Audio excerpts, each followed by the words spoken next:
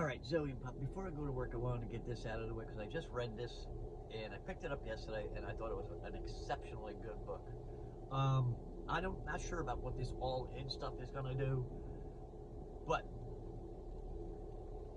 I got something real good here. If you're a fan of Superman, I think you're gonna like this. Even if you're not a fan of Superman, I think you're gonna like this. The book basically, they haven't explained where Lois got her Superwoman powers from. All right, but what I've seen, I liked.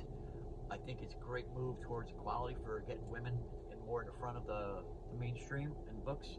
All right, especially for DC. I mean, because Marvel's got a ton of them with the X-Men ladies. But this has, I mean, I read it and I'll be honest, I was glued to this book. The art is beautiful. One thing they always seem to screw up, it's either the story's really good and the art's not, or the art's really good and the story's not. This this is really good stuff. If you want to push a good Superman book, now we're talking.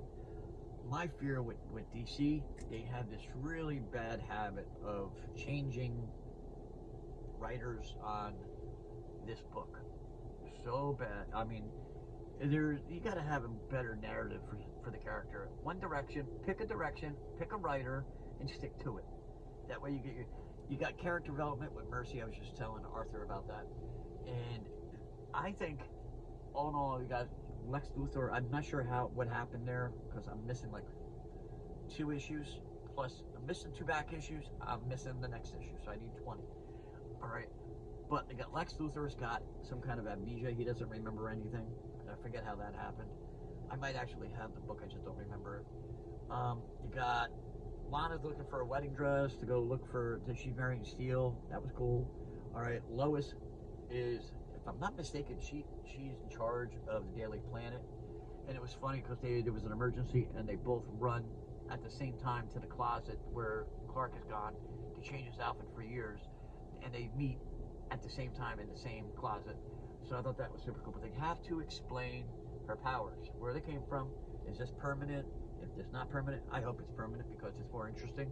I think Lois Lane is the front runner for DC as far as female characters go. She's right there with Selena. I think she's the oldest female character they got. I could be wrong.